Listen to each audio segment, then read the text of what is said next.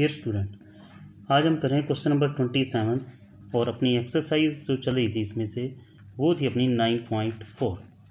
इसमें है कहते it takes 10 days less than the time taken by the B to finish a piece of the work if A and B together can finish the work in 12 days। अब जो question अपने वो time and work से related है।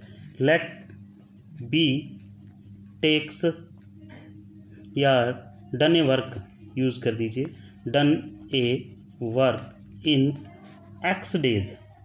अब इसमें work मेन करता होता है one day work of B का वन डे वर्क क्या आएगा 1/x। इसी तरह से A takes number of days या A done a same work in, यानी कि ए की बात करते हैं तो ए को 10 दिन ऑलरेडी कम लगते हैं तो वो अपना काम कितने में करेगा x - 10 days में। तो इसी तरह से वन डे वर्क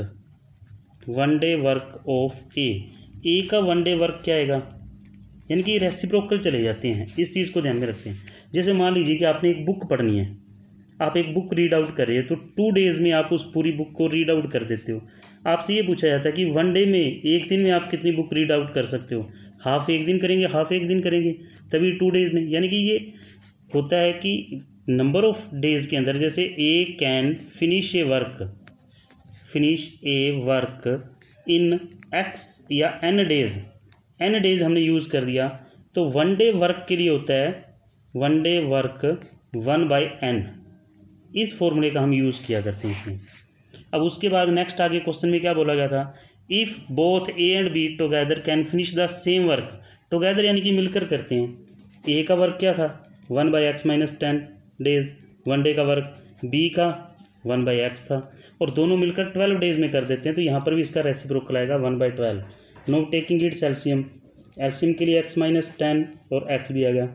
x - 10 से x - 10 कैंसिल, यानी कि x बन जाएगा प्लस अगर हम इधर से देखते हैं तो x कैंसिल, x - 10 की मल्टीप्लाई इसके साथ कीजिए इज इक्वल टू 1/12। अब ये बन जाएगा 2x - 10, ये हमने यूज़ कर दिया इसमें 2x - 10 डिवाइडेड बाय, अगर हम इसकी मल्टीप्लाई करते हैं तो x² - 10x is equal to 1/12। Now by cross multiply जब हम यूज़ करते हैं तो x² - 10x is equal to 24x - 120। अब आगे नेक्स्ट इसमें से x² 14, ये 24 इधर आकर माइनस के हो जाएंगे तो माइनस के टोटल बन जाएंगे 34x और 120 हो जाएंगे प्लस के। अब 120 के ऐसे फैक्टर बनाने जिसको प्लस माइनस करने पर 34 आए, तो क्लियर सी बात है 30 and 4, तो x² - 30x - 4x plus 120 is equal to 0। x - 30, इसमें से 4 कॉमन है तो x - 30, एक फैक्टर तो बन गया अपना x - 30 और नेक्स्ट फैक्टर क्या बनेगा x - 4। फिर हमने यूज़ किया x - 30 is equal to 0 and x is equal to 30, x - 4 is equal to 0 and x is equal to 4। यानी कि हम आंसर नहीं ले सकते कि b को हमने नंबर ऑफ डेज में x सेलेक्ट किया था तो b को 4 दिन लगते हैं तो a को कितने लगेंगे 4 - 10 यानी कि माइनस के 6 days। ये नहीं हो सकता पॉसिबल, तो ये आंसर पॉसिबल नहीं है। तो हमारे लिए आंसर क्या है, ये बी फिनिश या done a work in 30 days। B के लिए पूछा जाएगा तो 30 days। इसी तरह से ए के लिए सेम वर्क, ए अपना इसी सेम वर्क को कर देगा इन 20 days।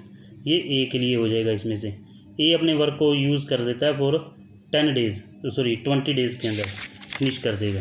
नेक्स्ट क्वेश्चन जो हम इसमें से यूज़ करें हैं वो अपने लिए है 28th में से भी हम यूज़ करें it's B part.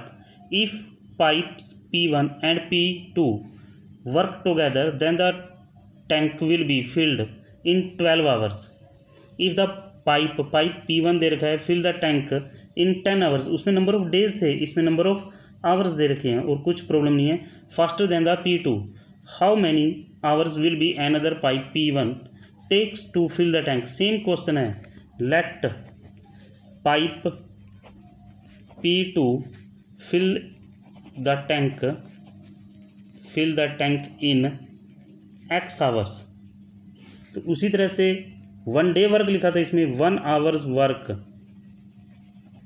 Of P2, यानी कि पाइप P2 का क्या बनेगा 1/x। इसी तरह से pipe P1 fill the tank in. अब P1 के लिए क्या था, if pipe P1 fill the tank 10 hours faster, यानी कि जल्दी है तो इसका मतलब टाइम क्या लेगी, कम लेगी। यही तो मेन चीज़ देखनी है। यहाँ पर x + 10 मत कर देना बस, और कुछ नहीं था। 1 आवर्स वर्क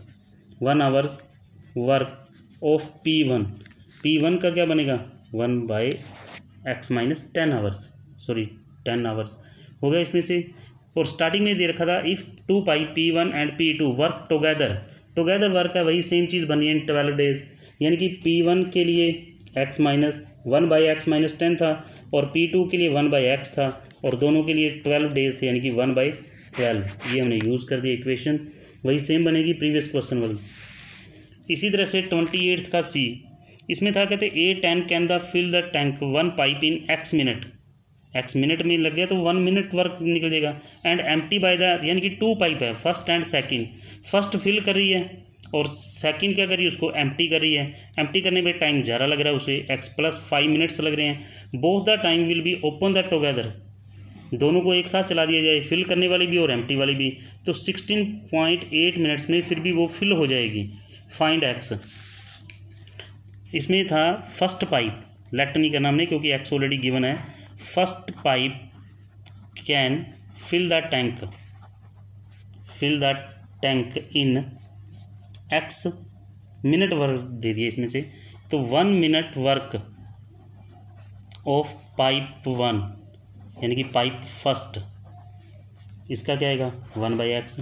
इसी तरह से सेकंड पाइप, अब था second pipe empty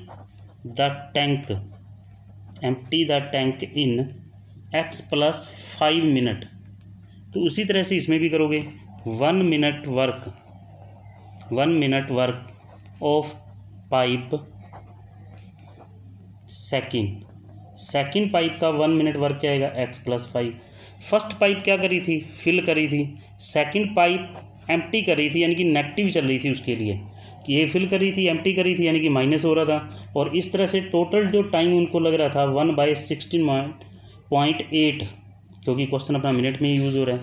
no taking it's LCM x × x + 5, तो x से x कैंसिल, x + 5 माइनस ये कैंसिल, तो x आ गया 1/16.8, x से x कैंसिल, यानी कि 5 divided by x² + 5x is equal to 1/16.8 by cross multiply, तो x² + 5x is equal to, इसकी अगर हम मल्टीप्लाई करते हैं तो इट्स मल्टीप्लाई इज 84, तो x² + 5x 84 इधर आकर किसके हो जाएंगे माइनस के, and is equal to 0।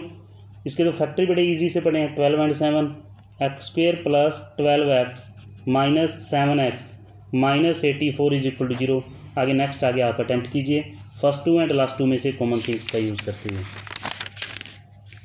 Next हम कर रहे हैं इसमें से 29th part number is a man buys a number of pen for ₹80। कितने पेन लिए पता नहीं, बट ₹80 के लिए।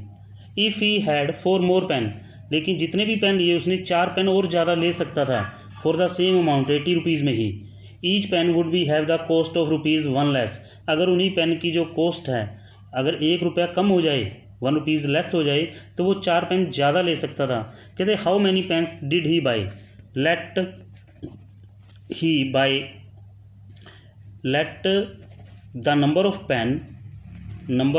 पेन ही बाई, उसने नंबर ऑफ पेन क्या लिए हैं x, तो कॉस्ट ऑफ ईच पेन की अगर कॉस्ट फाइंड आउट करेंगे तो क्या आएगी 80/x। न्यू कॉस्ट अगर हम देखते हैं, new cost of each pen, तो न्यू कॉस्ट क्या आएगी, अगर वो 4 पेन और लेता है तो यहाँ पर कॉस्ट कम है और यहाँ पर कॉस्ट ज़्यादा है। यहाँ पर पेन कम आते हैं उसके, तो इसका मतलब पेन महंगा है। यहाँ पर 4 पेन ज़्यादा आ सकते हैं उसके, तो इसका मतलब पेन सस्ता है। लेकिन दोनों की कॉस्ट के अंदर जो डिफरेंस दे रखा है, वो हमें डिफरेंस कितने रुपीज़ का दे रखा है, फॉर ₹1 के लिए। No taking it's LCM x × x + 4 आ गया।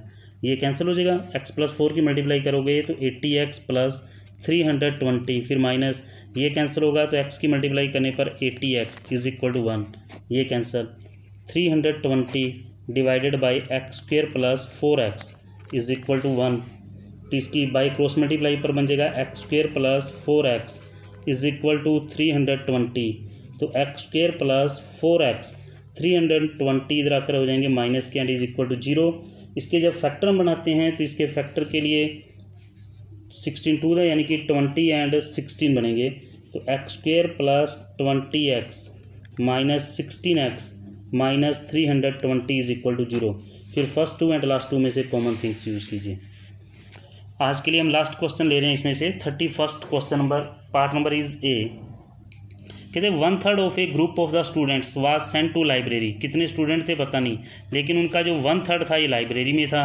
Twice the square root of the group had gone out from the environment, club के लिए एक्टिविटी के लिए गया हुआ था। 1/9 of the group was busy in the student counselling activity and remaining 27 were in the field. Find the number of the student, let total number of student, total number of students को हमने क्या ले लिया x। First activity क्या बोली थी, library, students in library, students in library के लिए अगर हम यूज़ करते हैं तो लाइब्रेरी में कितने थे 1/3, लेकिन 1/3 किसका, टोटल स्टूडेंट्स का, x/3 यूज़ करोगे, टोटल स्टूडेंट का 1/3 था।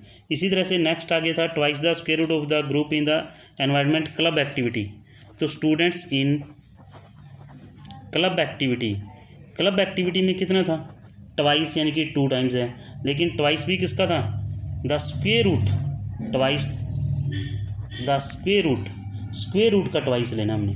इसी तरह से उसके बाद उसने क्या बोला था 1/9 of the group was students in counselling activities, तो students of in council activity, counselling activity के अंदर क्या थे 1/9 थे। And remaining 27 in the field, number of students in field के अंदर कितने हैं 27, ये स्टूडेंट थे लाइब्रेरी के अंदर। इसी तरह से क्लब एक्टिविटी में कितने थे 2√x, इनको भी ऐड कर दिया मैंने। काउंसलिंग एक्टिविटी में थे x प्लस 9 और 27 थे फील्ड में। अगर इन सभी को ऐड कर दूं तो किसके इज इक्वल होगा, टोटल नंबर ऑफ स्टूडेंट्स के।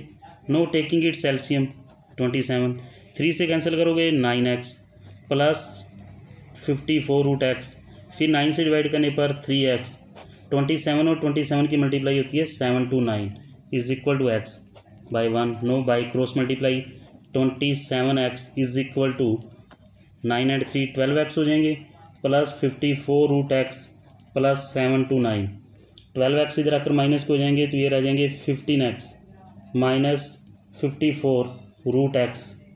इसी तरह से 7 to 9 की अगर हम बात करते हैं तो 7 to 9 इधर आकर किसके हो जाएंगे माइनस के, इज इक्वल टू 0 के लिए हमने यूज़ कर दिया इसमें से। अब 3 से ये कॉमन यानी कि डिवाइड हो सकता है तो कॉमन ले लिया मैंने, 5x minus 18√x minus 7 to 9 is equal to 0। अब इसके फैक्टर के लिए रूट है बीच में, प्रॉब्लम इसकी है, तो इसमें से कोई प्रॉब्लम नहीं है। लेट √x को मैंने क्या ले लिया y, तो x की वैल्यू क्या बन जाएगी y square, squaring on the both side, वो यहाँ पे पुट कर दो। पहले हम y की वैल्यू फाइंड आउट कर लेंगे, तो ये क्या बन जाएगा 5y स्क्वेयर माइनस 18 के साथ y वर्ड यूज़ हो जाएगा माइनस, अच्छा 3 कॉमन लिया था तो मैंने इसको डिवाइड नहीं किया, सॉरी 243, तो ये 243 हो जाएगा इज इक्वल टू 0। अब इस 243 की 5 के साथ मल्टीप्लाई अगर हम करते हैं, 243 की 5 के साथ मल्टीप्लाई तो ये बनती है। इसके ऐसे फैक्टर बनाने हैं जिसको प्लस माइनस करने पर 18 आए, तो इसके फैक्टर बनेंगे बेटे 45 एंड 27। ये अब आगे नेक्स्ट आप कर लीजिए। Thank you and have a nice day.